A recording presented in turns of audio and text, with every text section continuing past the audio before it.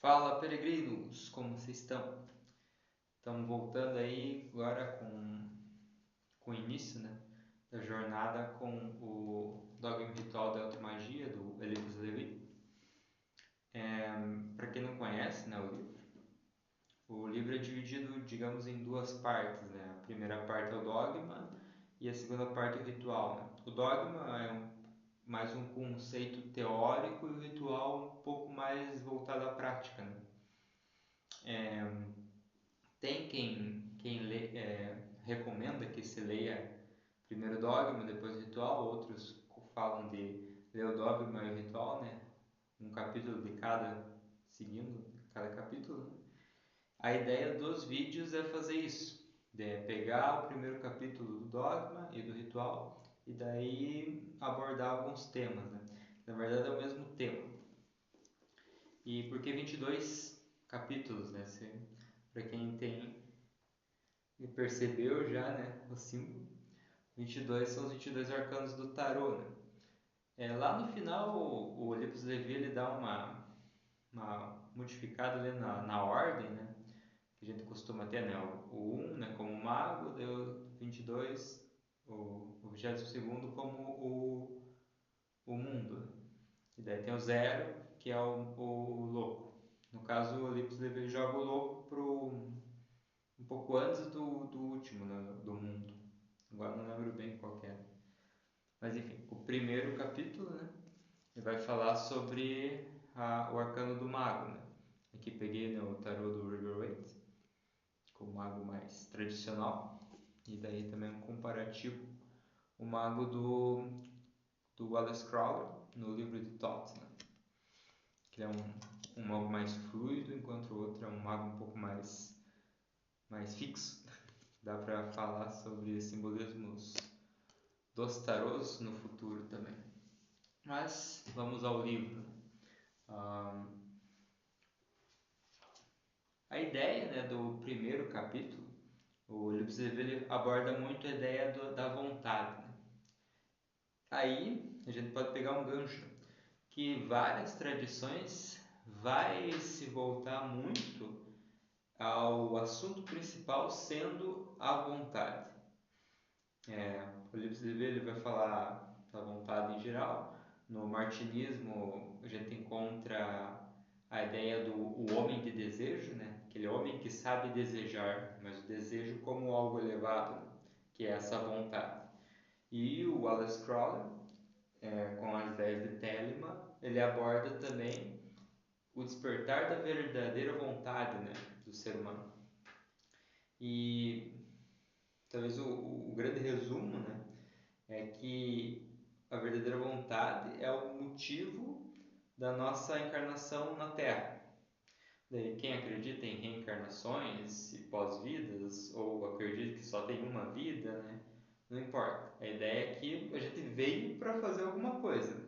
Então a gente tem que descobrir, né, qual que é essa verdadeira vontade, né, o motivo do nosso nascimento, né, nessa terra e expressá-la, né? E a gente, quando a gente consegue expressar, a gente está caminhando de acordo para retornar à divindade, né, à casa do Pai, né? Quando a gente acerta o caminho, a gente consegue retomar esse caminho de retorno. Mas cada um tem que encontrar o seu caminho, né? Isso que é importante. Eu fiz uma colinha para ir pontuando. Algo interessante que o Levi coloca já no início, né, do dogma, é que ele pergunta, né, na verdade ele fala, né, que a magia, né, e essa jornada, né, pela verdadeira vontade, é uma arte dos reis e dos sacerdotes. E pergunta: tu eres reis? Tu eres sacerdote? E, e cabe um entendimento, né, do simbolismo do rei e de um sacerdote, né? Até talvez um símbolo bem forte, até já aproveitando o fim do ano, né? É os três reis magos, né? Que eles eram reis e magos, né? Eles eram sacerdotes de Zoroastro e também eram reis. Mas a ideia do rei, ele vai abordando isso no primeiro capítulo, é que o rei, e daí também ele fala do adepto, né? É aquele que consegue dominar-se em primeira instância, né? E a gente pode pensar, eu gosto muito do símbolo da cruz, não a cruz de Cristo, né? Que é um pouco mais compridinha, mas aquela cruz menor, que é comum para os templários, né? Aquela cruz curtinha até. Eu tenho um anel de templário, mas não estou com ele agora. Mas é a cruz curtinha dos templários. Que a ideia é que é os quatro planos, né? Também os quatro corpos, né? Um mundo mais físico, um mundo mais vital na nossa energia, um mundo mais psíquico e emocional e um psíquico mental, né? E o homem estando no centro, dominando esses quatro pontos, né? Isso é a imagem do rei. Até a gente vai voltar a falar desse simbolismo quando a gente chegar no capítulo 4, que no tarô é o imperador.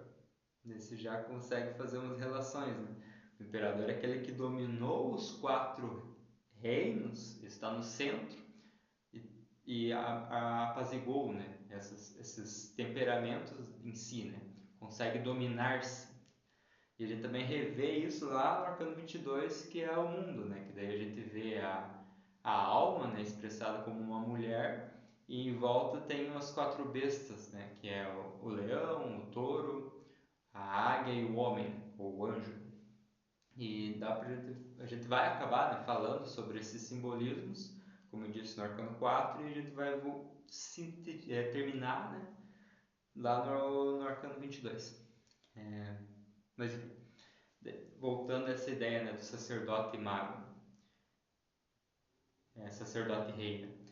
Então é essa ideia de aquele que se domina, aquele que consegue dominar esses quatro aspectos, ele desperta algo no centro, né?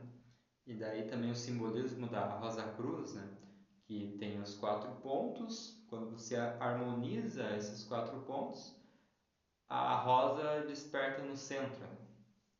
Também é um outro símbolo. Também tem mais coisas, né, dentro desse símbolo, mas de princípio é isso.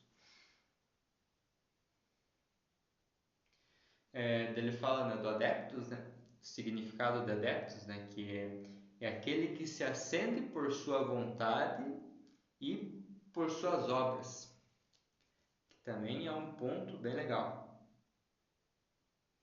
que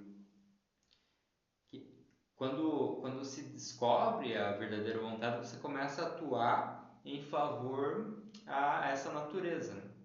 Em favor à natureza em si, né? E atuando de acordo com a natureza, você vai tendo suas obras realizadas, né? E que é talvez a grande pegada como eu disse, da encarnação, né? O que você veio fazer? Eu gosto de um exemplo que eu tive com um mestre que eu tive, que ele brincava, né, com Anubis, né? O deus egípcio Anubis, né? Que quando a gente chegar no fim da nossa jornada, né, quando a gente falecer e encontrar Anubis, né, naquele mito clássico que Anubis pesa o coração, né? Aí Anubis vai olhar pra gente e perguntar, né, o que tu fez, né? E daí você pode chegar e falar pra ele: a gente fez não sei o que, a gente participava de um grupo que ajudava os outros, não sei o que, não sei o que. E Anubis vai falar: não, que você fez. Não vai saber o que você fez com os outros ou o grupo que você participou fez, o que você fez.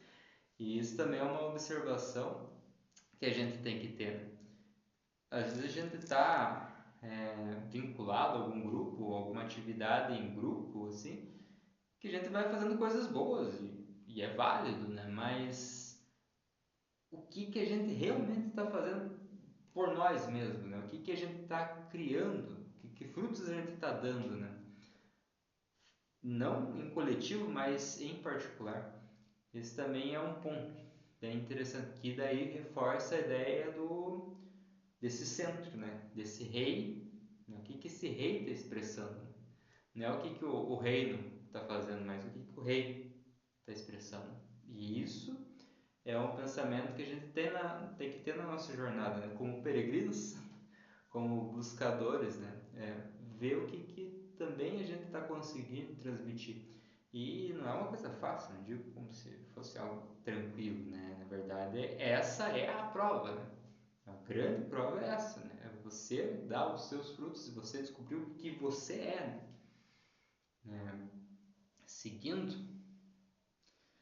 Ele também fala, né, que um homem apegado não consegue se desenvolver, né? No adaptar, no discipulado ou na senda mística, né?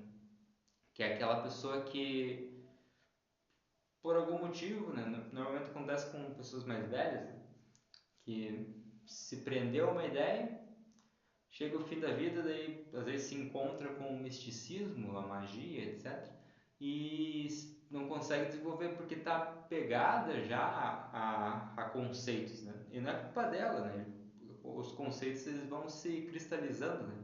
E quanto mais tempo se passa, mais cristalizado vai ser e mais difícil de lapidar essa pedra, né? Aí o simbolismo nossos amigos maçons, né? De lapidar a pedra bruta, né? Tipo, ir lapidando essa cristalização de alguns conceitos que a gente tem, né? E daí ele comenta que alguém que se prende muito a algum conceito e não consegue se desfazer dele, né, apegado a alguma ideia, não vai conseguir se desenvolver. Porque um verdadeiro mago é aquele que sempre está buscando conhecimento e também sempre olhando as coisas não com apego, né, mas como se estivesse acima, para entender uma verdade e ver que pode existir várias verdades, né? Então, se prender a uma é muito perigoso.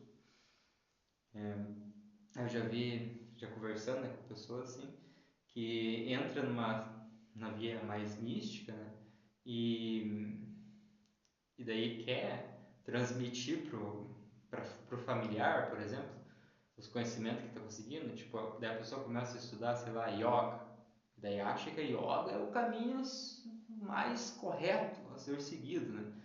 E daí quer puxar o familiar junto, né? Mas o familiar é, sei, cristão. E daí o yoga tá certo e o cristianismo tá errado. E às vezes não. Daí reforça, né? Volta ali a ideia da verdadeira vontade, né? Cada um vai ter seu caminho. O teu caminho ele pode ser a yoga e do outro pode ser o cristianismo. E se conseguir encontrar a essência, a sua essência, diferentes caminhos, isso que importa. O importante é você se conhecer, né? É lá o conhece-te a ti mesmo e conhecerás os deuses e os homens, né? E os universos, né? Que o Platão falava lá, que tinha lá no oráculo de Delfos, né? Seguindo, daí outro ponto bem legal, daí pega a parte do sacerdote, né? Explicando-se o sacerdote. Ele faz uma diferenciação do que ele vai chamar, né? É importante entender que o termo que ele usa não quer dizer exatamente o significado das palavras, né? É importante sempre que a gente está estudando alguém ou algo, ver o conceito da época e também do ideia que a pessoa tinha da palavra. As palavras são perigosas muitas vezes. Que ele fala do mago como sendo o sacerdote, né, e o caminho mais correto, e ele fala do feiticeiro como um caminho um pouco mais ambíguo. Mas, como eu disse, as palavras, né, às vezes um mago e feiticeiro pode significar a mesma coisa, também dependendo do autor que você estiver lendo. Mas o Levi ele faz uma separação desses dois termos. Ele coloca o mago como sendo um princípio ativo da natureza. E o feiticeiro como aquele que se entrega às forças caóticas e às forças naturais.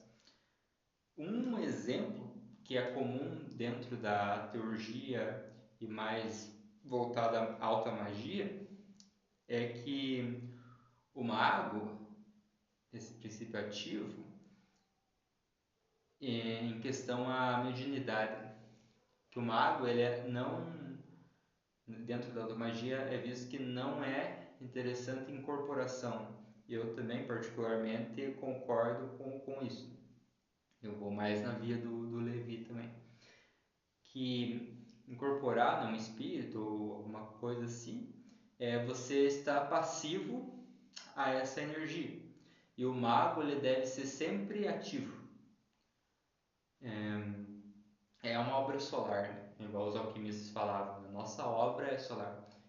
É um princípio ativo. Ah, tá certo, tá errado? Não é isso que eu estou tentando dizer, né? Eu estou dizendo que o caminho solar, e aqui dentro da alta magia, é esse, que é visto que você sempre deve ser ativo, então você não pode ser suscetível a uma incorporação, por exemplo. Que é o que o Levi está falando. E um feiticeiro, para o Levi, é aquele que se entrega à natureza.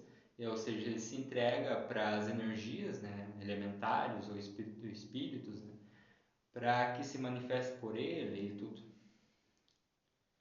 A ideia do mago é sempre estar ativo. Daí, e também ele acaba sendo uma força que vai contra a natureza corriqueira, vamos dizer assim, que seria as leis do karma, né? E aí a gente tem que entender o que é karma e dharma no mais simples e no mais sutil, mais do âmago, né, da coisa. Que se diz, né, no hinduísmo, que o dharma ele é a verdadeira vontade. É o porquê que você veio e o que você tem que cumprir. Isso é o dharma. É o que os egípcios falavam da lei de Maat também. Isso é Maat, isso é o dharma. Isso aqui é o que você tem que fazer. O karma é como se fosse. Não é que o karma é ruim ou bom, né? O karma ele é a consequência de ações que te tiraram do Dharma. Então, quando você sai do Dharma, é como se tivesse uma parede elástica aqui, né? Que é o karma. Você vai bater nessa parede e vai voltar para onde tem que voltar, né? Que é para o Dharma. Só que às vezes a gente bate tão forte numa parede, a gente bate na outra parede e vai ficar batendo de parede em parede, né? Vai bater de karma para karma e não volta pro Dharma nunca. Mas a ideia é que o karma esteja aqui nos protegendo, né? E ele pode ser bom ou ruim, para que a gente volte pro Dharma, que é a nossa verdadeira vontade. Que nos egípcios falavam, né? De Maat e de Svet. Quando a gente sai de Maat, a gente está em Svet, que é o caos. A gente tem que retornar a Maat. E é um caminho bem sutil, né? Por isso também o símbolo da pena, né? Algo tão frágil, né? E tão simples, né? Mas tão poderoso. Daí ele aí fala que o Adeptus, né? Ele é aquele que domina a esfinge. Eu... Aqui no meu sangue tu tem algumas esfinges, né? Essa é uma esfinge egípcia.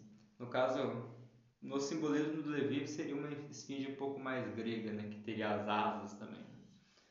Mas ele fala que a grande prova é você se deparar com a esfinge e domá-la, que ela tem em si os 4 elementos, né? Também a gente vai voltar a falar disso lá no Arcano 4, que, que ele fala que as 4 potências da esfinge, né? O saber, o ousar, o ouvir e o calar, que são os 4 elementos, né? Terra, ar e fogo.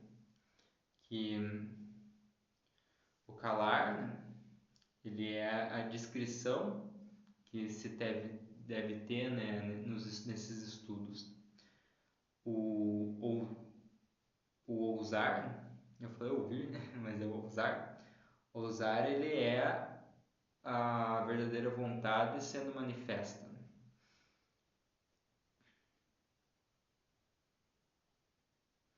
Daí tem o querer, que, que é uma vontade inquebrável. Também tem relação, né, com essa verdadeira vontade. E o saber, que é a inteligência e o estudo. Mas, como disse, a gente vai voltar a falar dessas 4 potências lá no Arcano 4, né, no quarto capítulo. Né? E outro ponto é o saber morrer. E a maioria, né, de ordens iniciáticas tem como a primeira iniciação, né, algo vinculado à morte. E falando, né, dos conceito egípcio, né, que era o deus Osíris, né. O deus Osíris, ele é uma divindade que tem essa energia do número 1, né, muito presente, né, ele é a energia do pai, né, dentro de uma trindade, né, ele seria essa potência do pai, que é a vontade manifesta. Mas para você conseguir manifestar essa verdadeira vontade, tem que saber morrer. E é bem interessante isso, né? Para você viver a tua maior essência, você tem que saber morrer todos os dias. Até no livro da lei, né, do Wallace Crowther, coloca, né? Eu sou o âmago de cada estrela, eu sou a vida mas o conhecimento de mim é o conhecimento da morte, né? No segundo capítulo com Hadith, né? que é esse Deus, né? Esse Deus interno, esse Osíris, falando, né, no termo mais egípcio, que ele é essa potência de vontade e manifestação, mas para que isso aconteça tem que haver a morte. E o que é? É uma morte da personalidade, digamos assim, uma morte mais do plano mais denso e baixo da nossa psique, né? Que é a persona. Tipo, não é o eu, é, eu aqui manifestado, né, com o CPF e tal, que é importante. O importante é essa chama interna, esse Deus interno. Então, se deve morrer simbolicamente, né? Essa persona deve morrer para que essa essência se manifeste.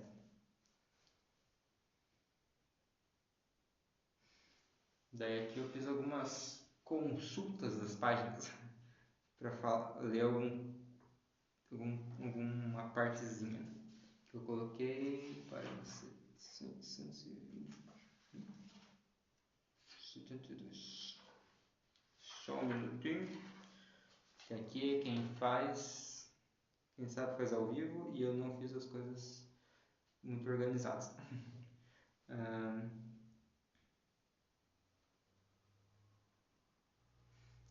Daí eu marquei alguns pontos do livro. Aqui fala: aquele que aspira a ser um sábio e conhecer o grande enigma da natureza deve ser o herdeiro e o espoliador da esfinge. Deve possuir a cabeça humana para deter a palavra, as asas da águia para conquistar as alturas e os flancos do touro para lavrar as profundezas e as garras do leão para abrir o caminho à direita e à esquerda, adiante e atrás. Tu, que queres ser iniciado, és um sábio, como Fausto? És impassível como Jó? Não, não és? Pois podes o ser, se quiseres. Vencestes os vagos torvelinhos das ideias vagas e confusas. És homem sem indecisão e sem caprichos? Aceitas o prazer somente quando queres e somente queres quando deves? Não é sempre assim? Pois tudo isso pode ser se tu quiseres. Aí ele fala, né, de novo, né, da ideia da esfinge. Ele menciona umas personalidades, né, como Faustus, né, que é do livro, né, de Goethe, que é tão místico assim, na época, foi falando de magia, alta magia, né, foi algo muito inovador, né, o que Goethe trouxe com Fausto. Faustus era um homem muito sábio que queria mais conhecimento, né, e acaba invocando uma entidade, né, para buscar mais sabedoria. E também fala de impassível como Jó, né? Daí é o Jó bíblico, né? Que perde tudo, mas continua firme, né? Nos seus ideais. E outro ponto que ele traz, né? Que é o, o saber conseguir, né? Domar, né? Seus sentimentos, né? A busca dos incansável dos prazeres, né? Conseguir domar essa personalidade para que ela atue não como o guia, né, mas como uma potência para a realização da verdadeira vontade. Né? Um exemplo que eu peguei quando era mais jovem, né, que algumas frentes um pouco mais místicas falam de matar a personalidade, né, ou bani-la, né, completamente, nesses instintos e tudo mais. E isso não acontece, né? Porque a gente está encarnado, então a gente vai ter os instintos, né?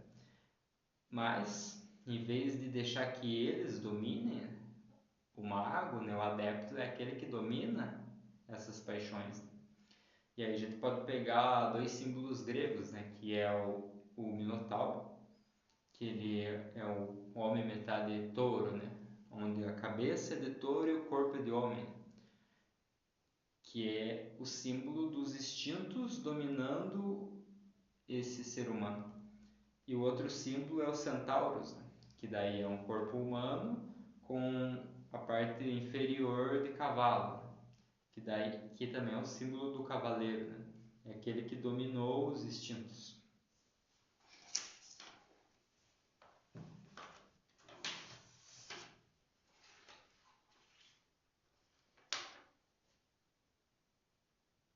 E outra parte do livro, né, que também é legal, né, que o Levi fala que seja estoico.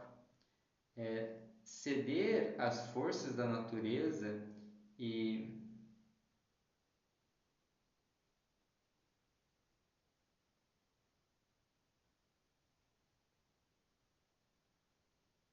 tá meio deu uma bugada aqui nas escrituras, mas ele fala para ter ideia de ser estoico, né? que o estoicismo é uma filosofia que buscava essa via um pouco mais rígida, né, de vivência. E um termo, né, que eles tinham é que aquele que voluntariamente vive com pouco, né, por exemplo, ou busca o desconforto, né, voluntariamente, quando acontecer de ser fatível, né, que alguma coisa acontecer, tipo, sei lá, a casa pegou fogo, vai ter que morar na rua agora, uma forma bem drástica, né, de se ver. Você, ser um estoico, você já vai ver, não, eu tenho que dormir no chão? Mas eu já dormia no chão antes, né? Voluntariamente eu escolhi isso, né? Agora aconteceu que eu vou ter que fazer isso, né? Um termo histórico também, né? Que é tem coisas que dependem de mim e coisas que não dependem, né? Então eu só posso atuar com as coisas que dependem. Também, né? Outro termo que vai reforçar essa ideia de ser um monarca, né? Ser um rei sobre si mesmo. Aí, lá pro finalzinho do primeiro capítulo do Dogma, ele vai falar sobre a potência da imaginação. E ele fala que é a maior força que o ser humano tem. Só que tem que entender que não é uma imaginação tipo, vou ficar imaginando as coisas aqui na fantasia, perdido no mundo, né? É uma verdadeira imaginação. Pegando a ideia, né, de Platão, e até foi comentado no vídeo anterior, que, né, já tem o mundo somático, psíquico e nous. Nous é onde estão as verdadeiras ideias, né, e as coisas perfeitas. A imaginação seria a gente pegar a nossa psique, colocar ela olhando para cima, né, que seria nous, ter contato e buscar contato, né, em canalizar essas verdadeiras ideias, né, essas ideias perfeitas, para que a gente consiga trazer em soma. E imaginar isso seria como se a gente tivesse trabalho, porque tudo começa em nous e vai se plasmar no mundo físico, né? De uma forma imperfeita, mas vai se plasmar no mundo físico. Então a ideia da imaginação é você ir para nous, começar a criar, digamos assim, essa coisa que você quer manifestar, né? Que é a magia que você quer fazer. Você criar isso em nous, deixar isso tão forte, tão quase palpável, que essa ideia vai se manifestar em soma, né? Que aí é a manifestação da magia que você está querendo propor. Né?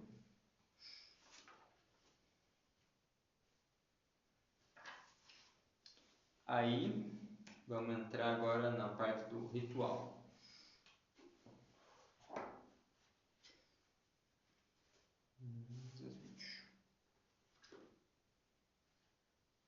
Já de início, né, ele coloca toda intenção que não se manifesta por meio de atos é uma intenção vã. A palavra que a expressa é uma palavra ociosa. A vida é demonstrada pela ação e é também a ação que comprova e demonstra a vontade.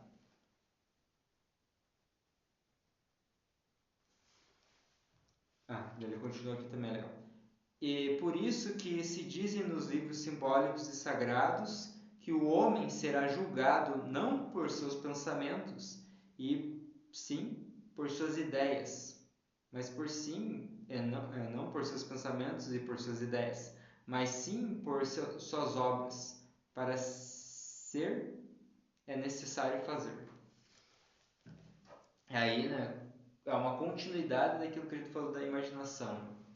A gente vai imaginar e tal, criar esse corpo astral, né, para que se manifeste. Só que esse se manifestar também cabe a nós fazer algo, né?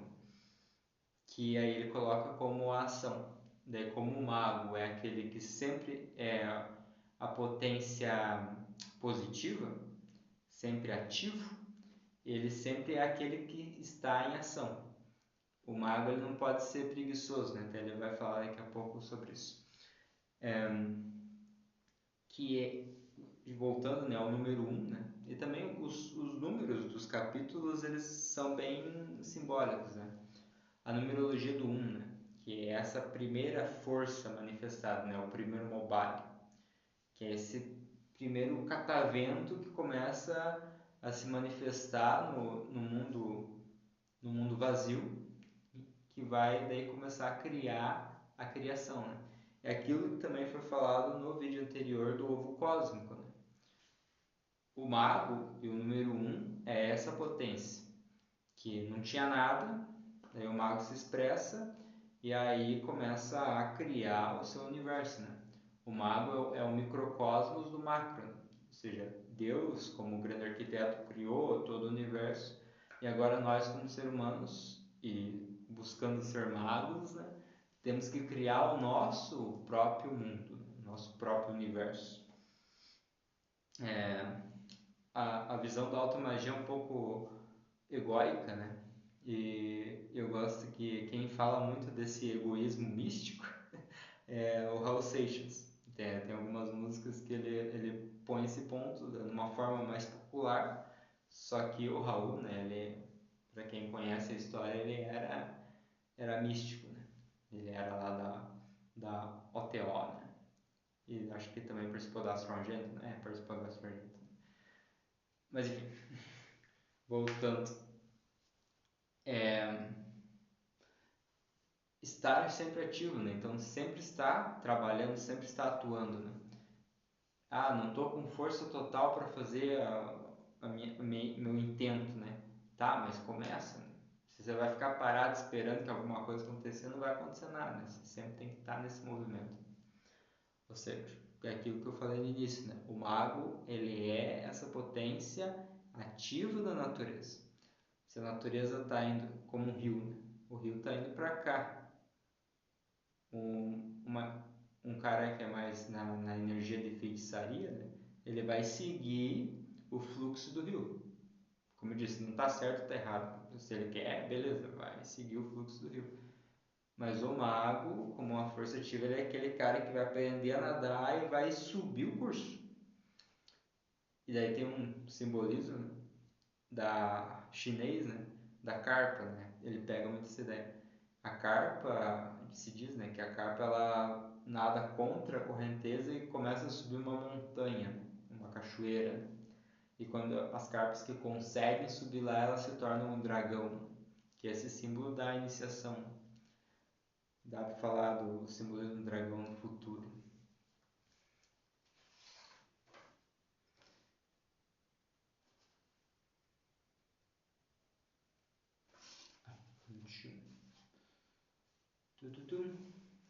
Outra parte que eu marquei aqui do livro.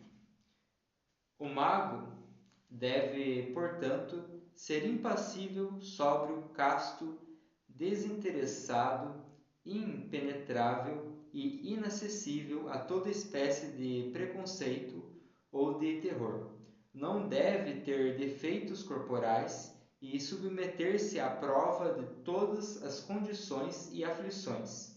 A primeira e mais importante de todas as obras mágicas é atingir essa rara superioridade.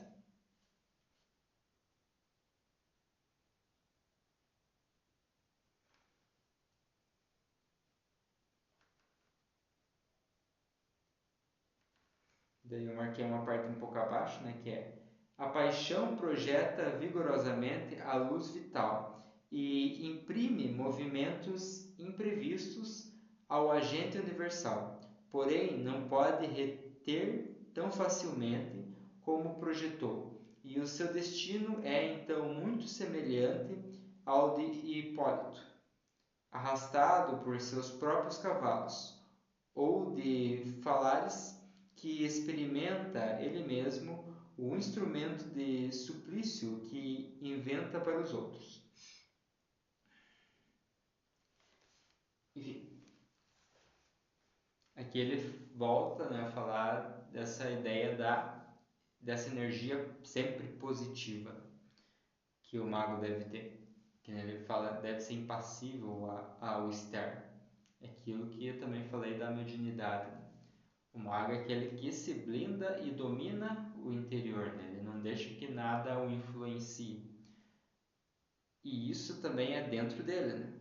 Que é, daí volto lá que eu estava falando do rei, né? O mago não pode ser aquele cara que vai começar, né, a grande obra e daí fulaninho xingou ele lá no trabalho, magoou ele, daí ele vai ficar bravo e vai fazer uma magia contra o fulaninho. Aí ele já se torna a ideia do feiticeiro. Ele já deixa de seguir a trilha do mago. Porque ele se deixou influenciar com algo externo. O correto ele sentiu essa energia, agora vai dominá-la e vai continuar seu trabalho. Ele é impassível, ele está acima disso. Ele está acima do mundo corriqueiro e natural. O mago ele tem que ser sobrenatural, né? Ele tem que estar acima e dominando. E se dominando, né? Que é o mais importante e o mais complexo, né? Se dominar.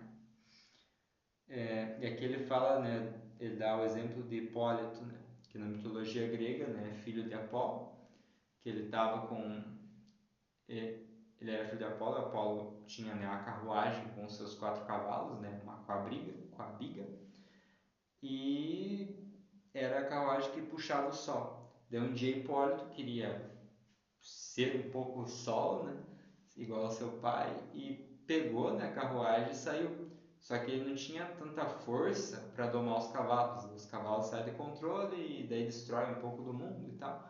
E o mito continua, né? Mas o que importa desse mito? A ideia dos 4 cavalos, veja só, que é a ideia daqueles 4 corpos que eu comentei, né? O físico, o emocional, o energético e o e o mental. São os 4 cavalos que a gente tem que estar sempre de olho, sempre domando para que seja realmente um rei que esteja nessa quadriga, né?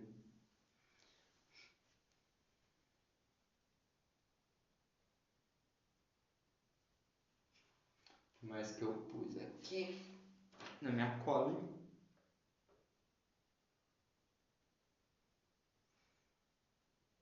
Daí ele dá um exemplo da vontade, né? Por que dentro, né, a gente estudar os grimórios antigos é tão complicado, né, as coisas, né, que você tinha que consagrar o cálice com a gota do orvalho da montanha, não sei da onde. Por que ter essas provas, né? Se diz que nas ordens iniciáticas do passado, como os egípcios, os babilônios, eles tinham as provas iniciáticas bem marcadas, né? Tipo a prova do elemento terra, você tinha que ter uma prova de coragem, né? O exemplo egípcio tem que você enfrentava um leão, né? E na prova da água você tinha que passar pela água cheia de crocodilos. Na prova do ar você era pendurado num precipício. E a prova do fogo você tinha que passar pela chama, né? Tinha essas coisas. Que se diz, né, que se tinha essas coisas. Hoje em dia a gente tem provas simbólicas, né? E também um pouco mais psicológicas, digamos assim. Na verdade, essas provas eram bem psicológicas, né? Na prática, né? Se você não conseguisse, você morria, né? Muito simples.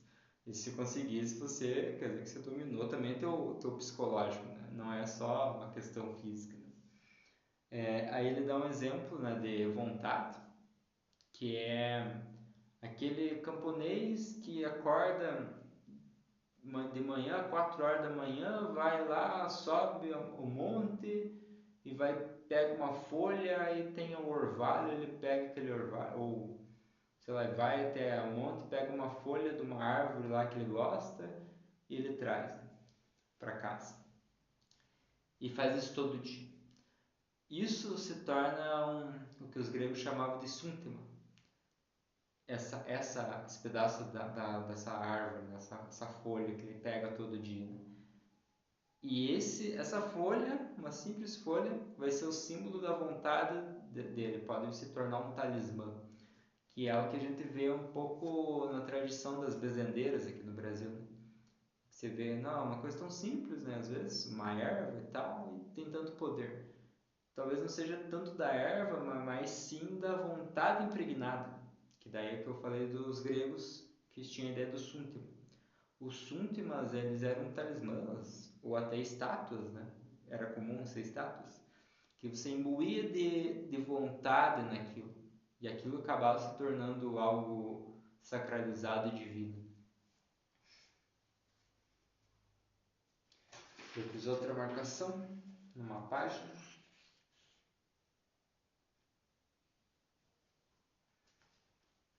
Aqui.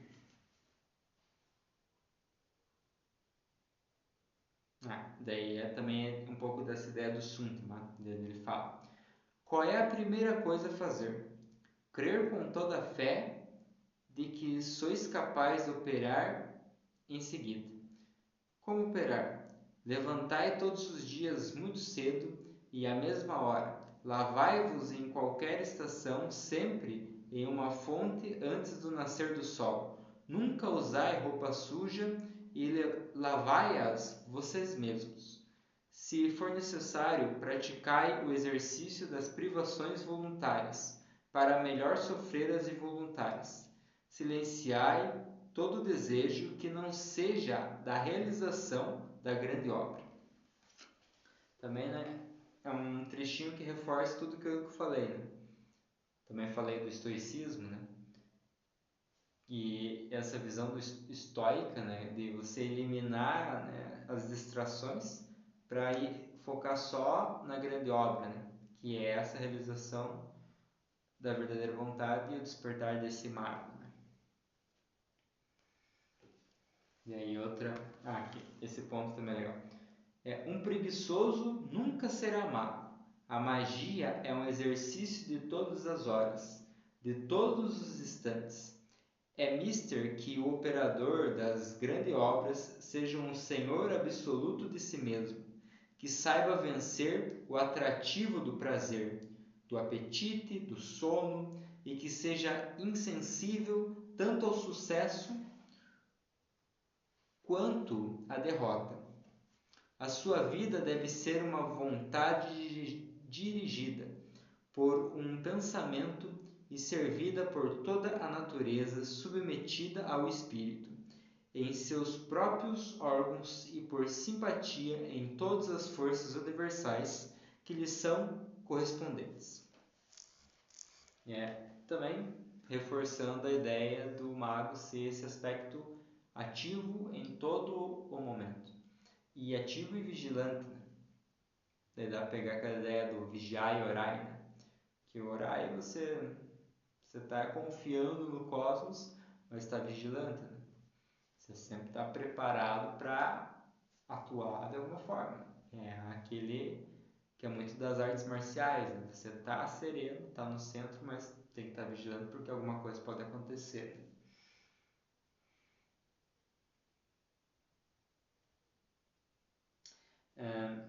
Daí tem um trecho que ele traz, né, uma purificação. Aqui. É necessário purificar o ar ao levantar-se e ao se deitar com um perfume composto de seiva de loureiro, sal, cânfora, resina branca e enxofre, e pronunciar ao mesmo tempo as 4 palavras sagradas, dirigindo-se aos 4 pontos do mundo. Aí é bem legal para o pessoal mais das ritualísticas modernas, né? Vai conhecer o RPM, né? O Ritual Menor do Pentagrama, que é da tradição da Golden Dawn, né? É ela que trouxe isso. E a Golden Dawn bebeu muito do Levi. E isso que ele fala, né? Fala uma purificação com incenso, mas ele fala dos 4 nomes, dos 4 pontos cardeais. Ele não menciona os nomes, mas se você for ver, é a ideia do ritual do pentagrama, né? Você vai traçar o pentagrama e daí você vai mantralizar os nomes sagrados, né? E também não é falar o nome, né? Mas sim vocalizá-lo, né? Que é como se fosse um mantra, né? Tipo, no leste tem o Yorevarev, né? Você não vai falar, você tem que vibrar, né? O mantra. Dá pra gente fazer um vídeo sobre os rituais também no futuro.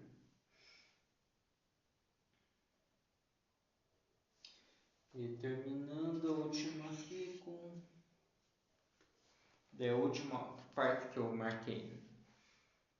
É necessário evitar, na medida do possível, a visão das coisas horrendas e de pessoas disformes. Não comer na companhia de pessoas que não se estimam. Evitar todo gênero de excessos e viver de maneira regular e ordenada. É preciso ter a maior respeito por si mesmo e se considerar como um soberano desconhecido, que assim age para reconquistar a sua coroa. Ser amável e digno com todos, mas jamais deixar-se absorver-se nas relações sociais, retirar-se dos círculos nos quais inexista qualquer iniciativa. Essa primeira parte, né, que eu li, também tem muito do que a gente falou no vídeo anterior, né? Aqui é o vídeo de segunda, né, sobre o ovo cósmico. É o que você está trazendo para dentro. Ele coloca: é necessário evitar, à medida do possível, as visões de coisas horrendas. Que é aquilo que eu dei de exemplo, né? A pessoa que, sei lá, tem uma purificação externa muito grande, mas é viciada em filme de terror. Que é uma coisa que não acrescenta em nada e só vai estar sujando o teu plano astral, né? Que é esse ovo cósmico que a gente tem, esse ovo áurico, né, que a gente tem. Daí ele também fala disso nesse capítulo. E também daí reforçando, né? A ideia de se sentir, né, como um imperador que está reconquistando a sua coroa, né? Isso é bonito, né? É como se... É um pouco da história do filho pródigo, de certa forma, né? Mas eu me lembrei agora de um filme. Tem o livro também, mas eu só vi o filme. Tem muita gente que não gosta desse filme. Que é Contos de Terra-Mar, do Estúdios Ghibli. Que na história tem um jovem que é um príncipe. Eu vou dar um spoiler do filme, mas ele é um jovem, um príncipe. Que acontece que ele mata o rei, né? Ele mata seu pai. E daí ele fica tudo travado, né? E ele já mata o pai dele por ser travado, né? Por não estar conseguindo expressar a sua verdadeira natureza, ele começa a fazer cagada, que é aquela ideia, né? Tá do Dharma, saiu do Dharma, vai bater no Karma. Então ele bate no Karma o filme inteiro e ele fica uma pessoa tudo retraída, que não fala e tal, e ele tem uma espada. E a espada é um símbolo da vontade. Ele não consegue desembainhar a espada e fica o filme inteiro carregando com a espada ferrujada. E lá no final, dele encontra o amor, né? Dele tem toda uma questão. Ele também dá para pegar um pouco de Telemann, né? Que é amor sobre vontade, né? Então, para despertar a vontade, você tem que despertar o amor. A gente está falando de vontade, não está falando de amor nesse vídeo. Mas, aí eles conseguem se descobrir, né? E desperta esse príncipe, né? Que ele, de certo momento, se perde, né? Ele consegue despertar esse príncipe de novo, nessa herança principesca dele. E aí ele consegue desembanhar a espada. E daí ele se torna todo altivo, assim, né? Daí, algo é canalizado ali, né? Não é algo fora, né? Algo de dentro, né? Daí ele consegue se expressar, ele abre a espada também. Então é um símbolo bem bonito. Muita gente não gosta desse filme. Então, o filme em si talvez não seja tão bom, mas o simbolismo que ele apresenta é legal. Então, é essa ideia de a gente recuperar, né, essa nossa dignidade, né? E pensando na reintegração dos seres, né, a gente já esteve num patamar celestial, né, uma vida adâmica, né, e a gente caiu. Ah, por que a gente caiu? Talvez a gente não saiba o motivo, mas a gente caiu. E a ideia agora é voltar para casa, né? E esse voltar para casa é ter essa consciência, né, do que nós somos. Nós somos o filho do rei, né? Nós somos príncipes. Nós vamos ser os futuros reis também, né? Então, ter essa postura, daí volta a ideia de ter essa postura ativa, né, durante a vida. Também essa ideia que eu falei do primeiro mobile, né? Você ser essa potência ativa nesse caos. Que os gregos também tinham, né, a ideia de caos e telos, né? Você tem que ser telos para organizar esse caos e criar o teu mundo, né? Assim como o Demiurgo criou o universo, você tem que criar o seu micro-universo. Talvez essa seja o grande papel do ser humano, né? E fazendo esses micro-universos, cada ser humano pode estar em favor à criação desse grande universo. Daí também volto a falar dos nossos queridos irmãos maçons, né? Que a ideia do maçom é o construtor, né? Que é aquele que está construindo, né, pequenos universos para que um grande universo se manifeste. Então esse despertar, né, dessas chispas internas, desses magos internos, é o caminho para que algo muito maior aconteça. É muito daquela ideia também eu quero que as coisas mudem na sociedade, não sei o quê. Mas a pessoa não consegue mudar, ter uma vida equilibrada ali na própria casa, né? A gente tem que começar com a gente, conseguir dominar, né, esses nossos instintos. E aí, com o patamar, a gente começa a despertar a luz também nas pessoas que nos rodeiam, né?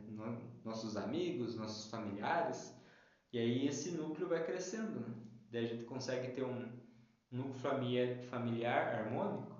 A gente pode ter um grupo de amigos, sei lá, um grupo de atividades externas também na sociedade, né? E criar pequenos núcleos de fraternidade e de equilíbrio, e assim vai se expressando até que chegue num patamar mundial, né? Muito difícil, mas é a ideia, né? Mas primeiro tem que começar harmonizando a si mesmo. Do livro, né? O primeiro capítulo, a gente bateu. A gente falou da esfinge, né? Aqui na frente, né? O Baphomet também é uma esfinge. Só que a gente vai acabar explicando ele em várias etapas, né? Mas lá no capítulo 15 que a gente vai falar sobre ele. Sobre o simbolismo do Baphomet. Tão polêmico, mas tão simples e tão simples, né? Bem, pro vídeo de hoje é isso. Espero ter abordado bem o assunto, né? Dá pra falar também um simbolismo entre os dois magos, né? Eu falei que ia falar isso no começo do vídeo e esqueci. Rapidamente, né? Dá pra fazer um vídeo sobre o tarô, né? Mas rapidamente. O mago do Waite.